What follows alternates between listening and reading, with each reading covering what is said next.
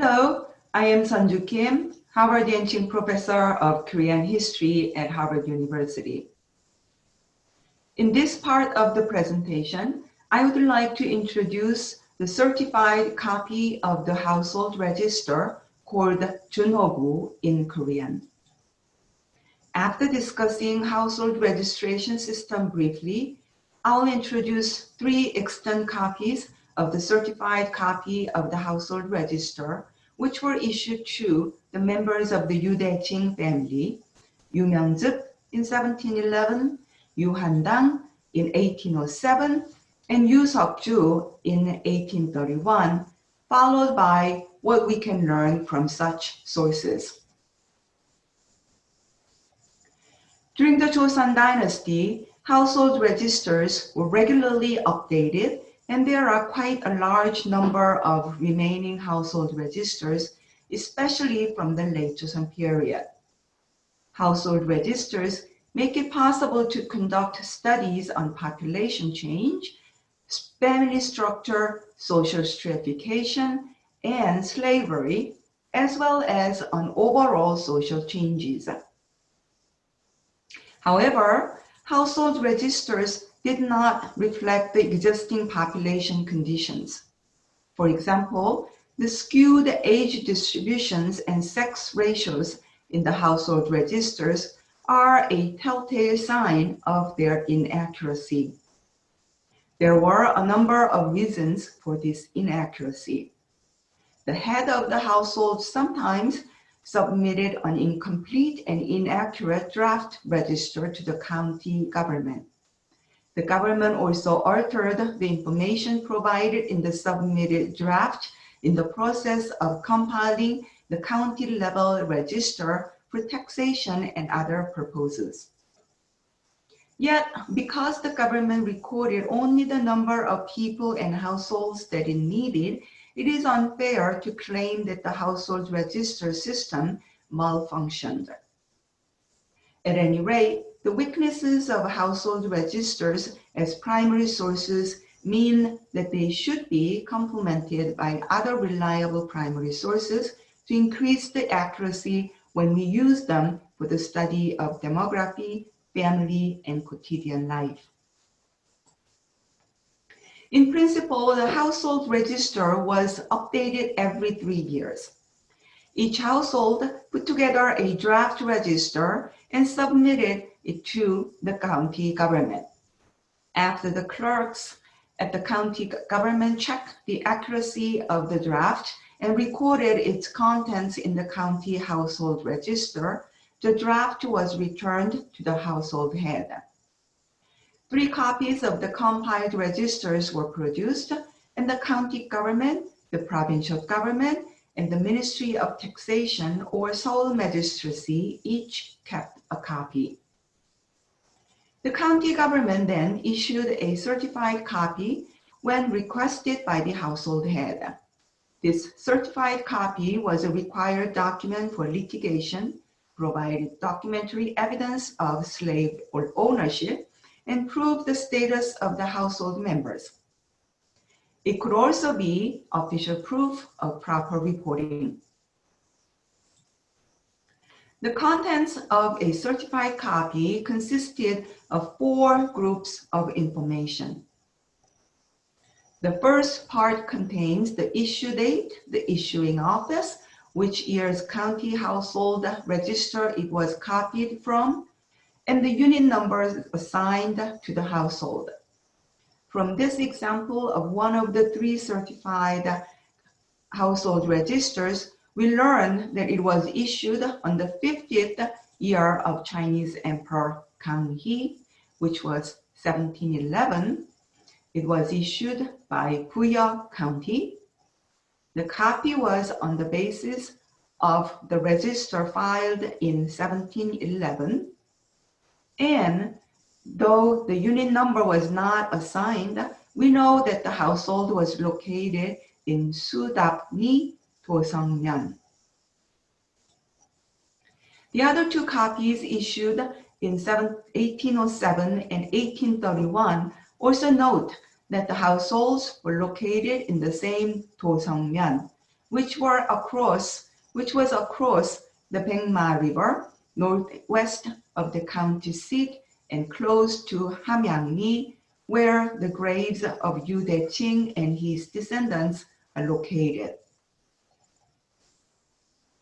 The second part of a certified copy provides information on the household head and his family members, such as name, age, and clan seat of the household head, name and status signifiers, such as occupation or court rank.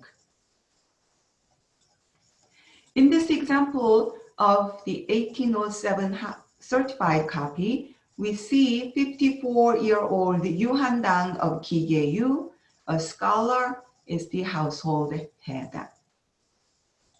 This entry is followed by the household head's 4 ancestors, namely father, grandfather, great-grandfather, and maternal grandfather.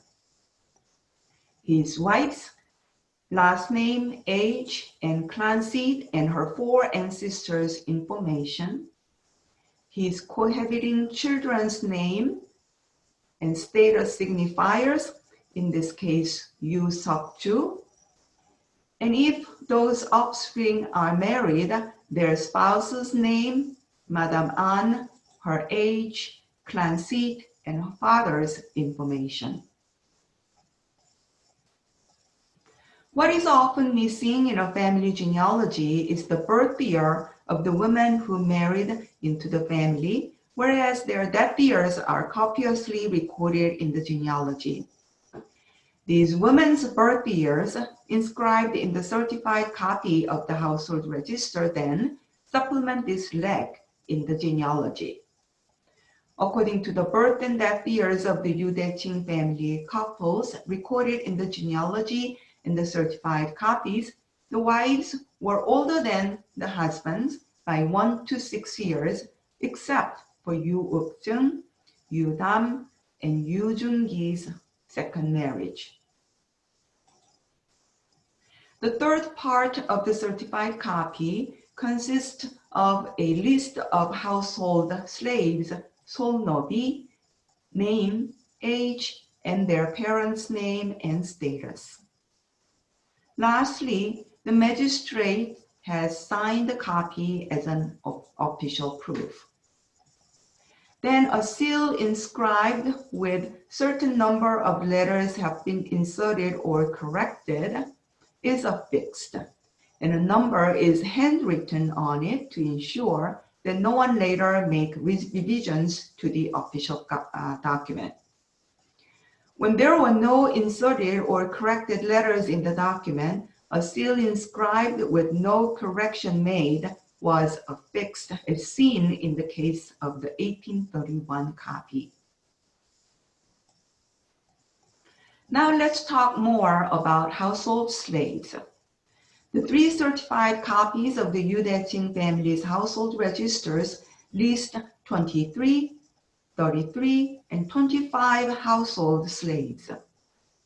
Household slaves were those registered as a member of their owner's household register and did not necessarily live together with their owners. In contrast, out-resident slaves formed a separate household. They might have lived in the same village as their owners or in some remote places. This distinction was made for the purpose of levying household taxes.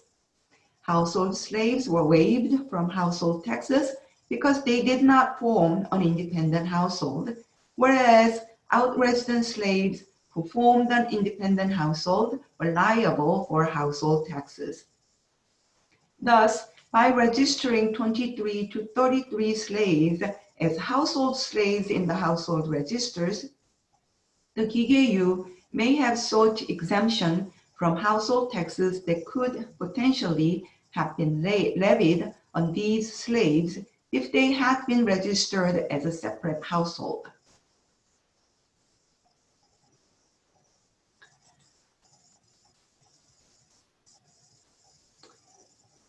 The conventional wisdom is that Joseon slavery reached its height in the 16th century and gradually declined from the late 17th century on.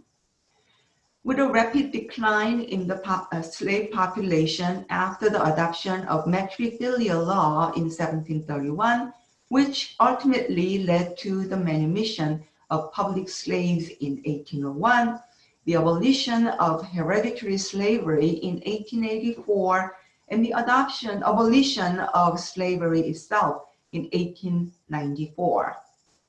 In this scheme, slavery was in the stage of dissolution in the 19th century.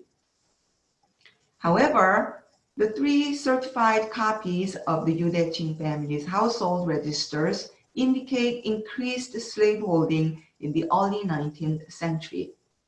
This is, of course, a very small example, but there are other studies that also show a significant number of slaves owned by Yangban families in the 19th century. Therefore, we need to revisit this thesis that slavery declined in the 18th and dissolved in 19th centuries. The data we can collect from the household registers also enable us to better understand slaves' family structure, their lifestyle, life cycle, marriage, birth, and others. First, this table shows the age distribution of the 81 slaves. The most distinctive feature is the small number of slaves between ages 21 and 30, when their ability to labor and reproduce was likely at its height. The 1711 register is most extreme, having only 1 male slave in this age group. Overall, the number of slaves older than 51 is extremely small, 5 altogether. However, since the average lifespan of all the Joseon kings was only 46.1 years, and the average lifespan in Western Europe around 1800 was 35, it is understandable that there were only a small number of aged slaves. The sex ratio is skewed toward males. Of the 81 slaves listed in all 3 registers, 45 are male and 36 female. Many previous studies have discovered widespread mixed marriage between slaves and commoners. The 2 certified registers show several mixed marriage cases, all female slaves marrying a commoner man, except for the case of the male slave Chunsun, who took a commoner woman as his wife. In accordance with 2 popular practices, that the child was a slave when one parent was a slave, and that a slave child became the property of his or her slave mother's owner, all children produced by these interstatus marriages were born as slaves owned by the Yu family. The ages of slave mothers at their first surviving childbirth are as follows. In the 1711 register, the first childbirth ages range from 25 to 30, with an average age of 27.6, which seems late. There are only 3 cases in which the first childbirth ages are available in the 1807 register. They are 20, 21, and 32. The female slave named Sung-me, who appears in both the 1807 and 1831 registers, must be the same person, although her birth years differ by 2 years.